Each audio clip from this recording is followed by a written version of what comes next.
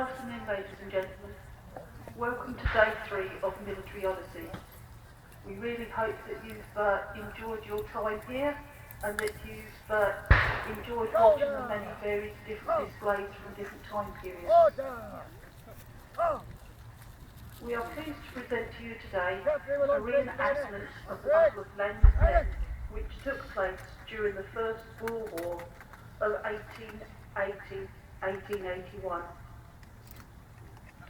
While the reenactors prepare themselves for battle, I'd like to relate to you some background information and in explanation of what you're about to see.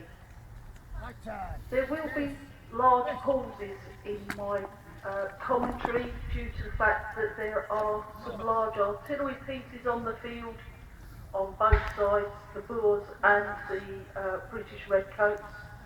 So if there's some long pauses of silence, you'll understand why. Continued their march. The Boers then ambushed the column, inflicting heavy casualties and forcing the men to surrender. Of the 259 in the column, 155 officers and men became casualties, as did several of the women accompanying the regiment. Following this defeat, from 22nd of December 1880 to the 6th of January 1881, British Army garrisons all over the Transvaal became besieged by the Boers.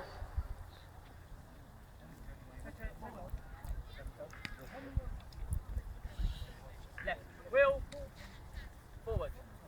The main trigger for the war was when a Boer refused to pay an illegally inflated tax. Government officials seized his wagon and attempted to auction it off in order to pay the tax. But 100 armed Boers disrupted the auction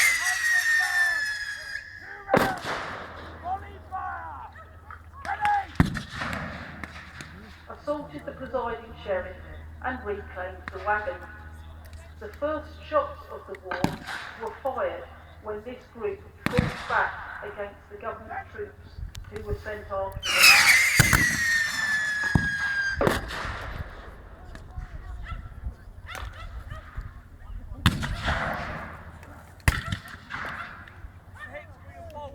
The First Boer War, known as the Transvaal Rebellion, ultimately resulted in the defeat to the British and the second independence of the South African Republic. Although generally called a war, the actual engagements were of a relatively minor nature, considering the few men involved on both sides and the short duration of the combat, only lasting some 10 weeks.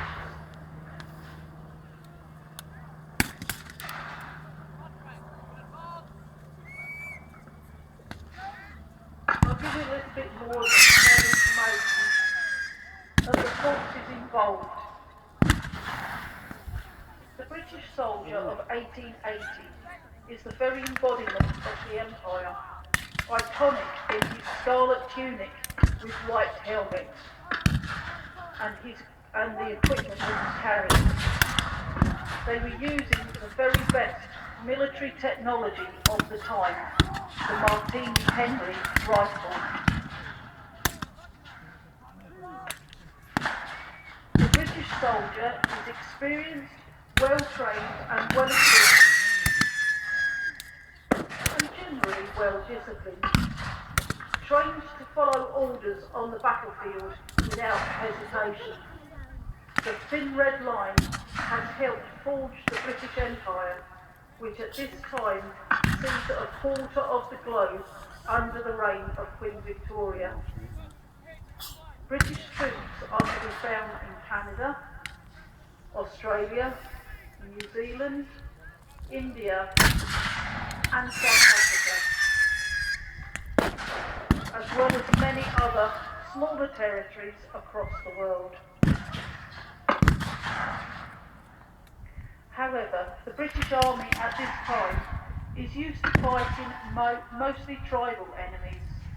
The recent Zulu War, for example, the Zulus were charged in great numbers with shields and spears, and the British would stand in line, firing volley after volley into them to drive them off. This was an excellent tactic against the lightly armoured tribal warrior, but was simply not effective against the Boers. The Boers were a very different type of enemy to the recently defeated Zulus.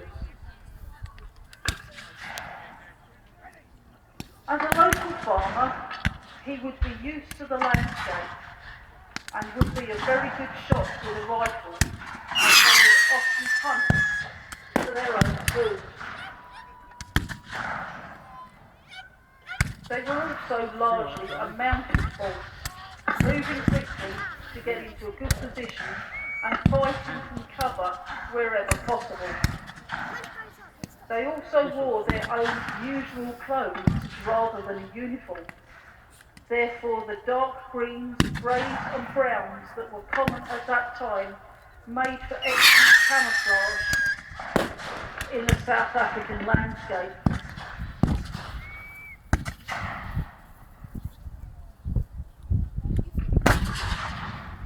This meant that the Boers could spread out and take cover, using the terrain and their local knowledge to their advantage.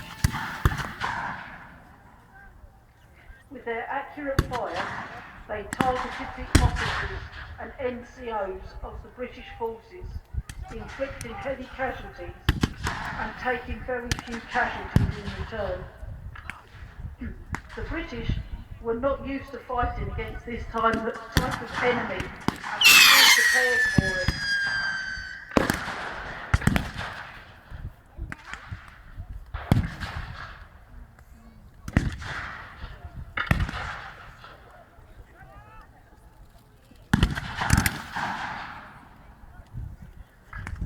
Now on to the battle itself. The battle was actually fought on the 28th of January 1881 and was one of 4 major battles of the First Boer War. The British forces were commanded by General Collins and numbered around 1,200 officers and men, including soldiers from the 58th Regiment, the 60th Rifles and 150 of the Mounted Squadron. Also a party of Royal Navy sailors and 4 guns of the Royal Artillery.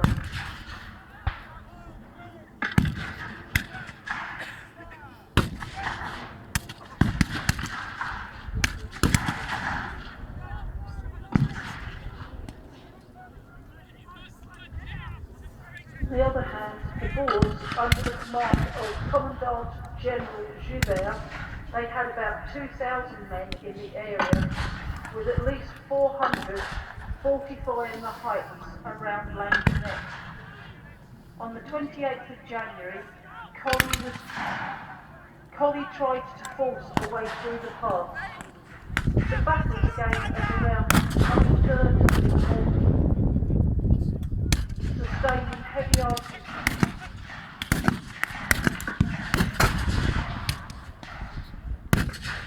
Using a heavy artillery bombardment with 4 9-pounder guns and 2 7-pounder guns of the British Naval Brigade, pounding the Boer positions on the hill.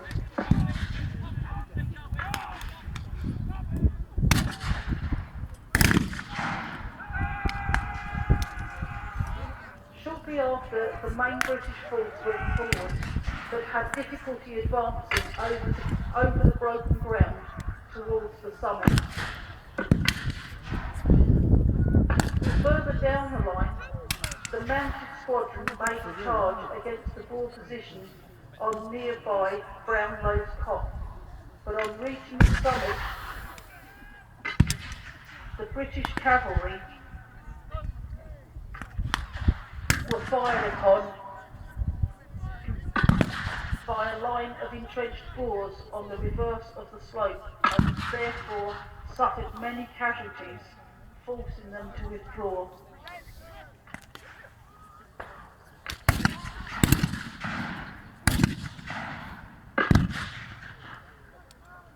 By 10:30, with threats to their flank removed, the Boers moved to attack the 58th Regiment, who were still advancing up the slope.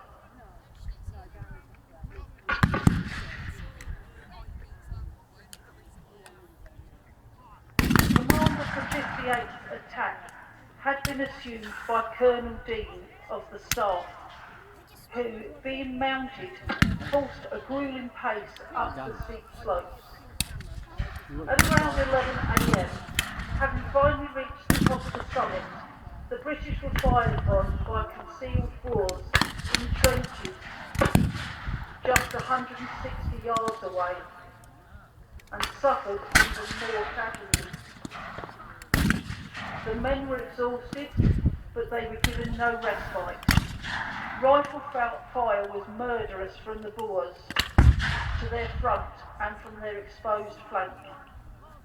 Colonel Dean was soon killed, and Major Hingiston, the commanding officer, was mortally wounded as he encouraged his men, and most of the officers quickly became casualties themselves.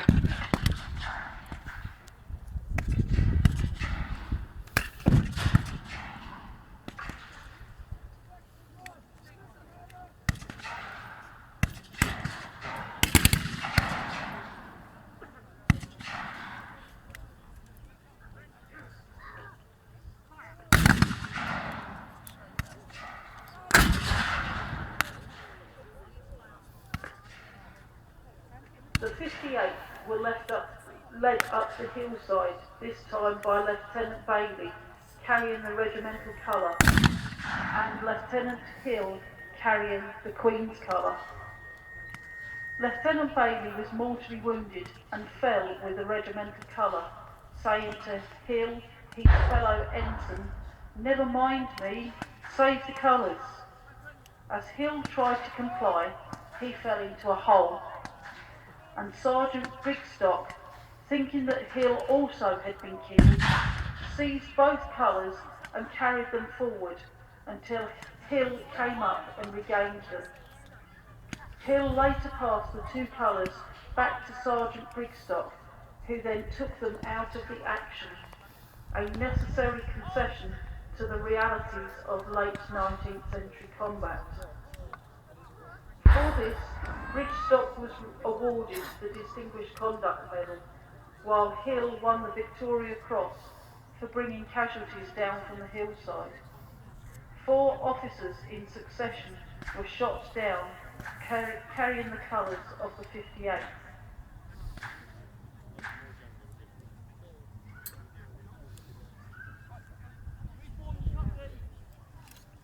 While this unfolded, a small party of Boers advanced from their position on the lower slopes of nearby Majuba Hill and engaged the Naval Brigade near the British camp at Mount Prospect.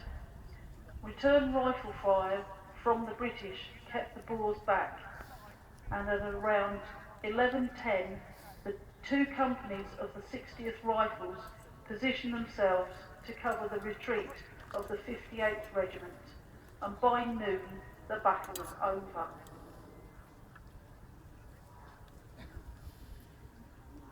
The British losses totalled 84 killed and 113 wounded and 2 captured during what was later perceived as being a fiasco.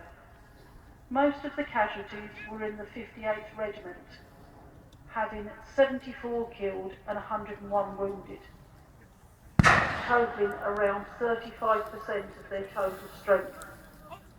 Among those killed in the battle were many of General Colley's command staff.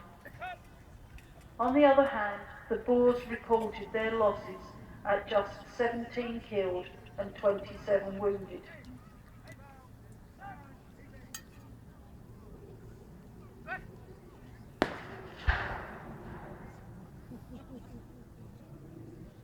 1 month later, General Colley was killed at the Battle of Majuba Hill, which ended the war, after which the Transvaal was recognised as an independent state. Laing's Nek is also noted as the last occasion that British regiment took its colours into action. Our battle has now drawn to a close, and as the reenactors gather, they would like to salute the crowd. On behalf of our reenactors of the Diehard Company, the Queen's Royal West Surrey Regiment Re-enactment Society, the Royal Artillery and Crusade Re-enactment, we would like to take this opportunity to thank you for joining us today and hope that you have enjoyed the display.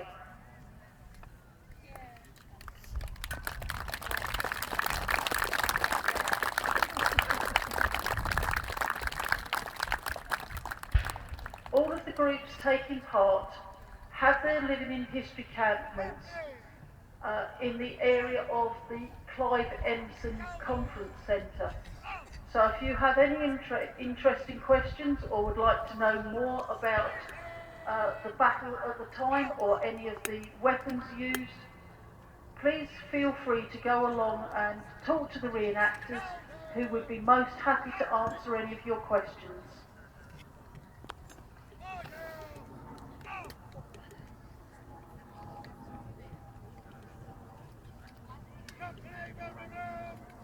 Our very well trained and well disciplined army of redcoats will now salute you in the time honoured tradition of raising their hats.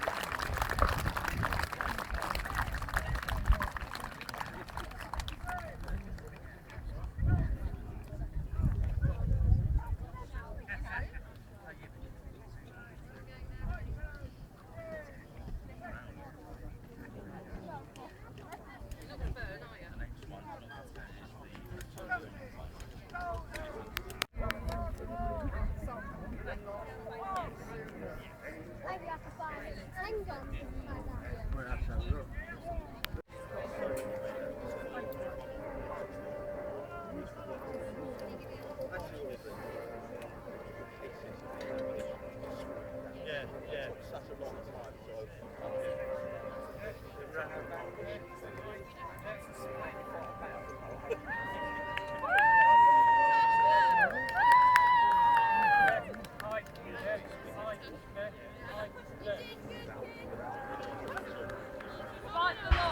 Well done.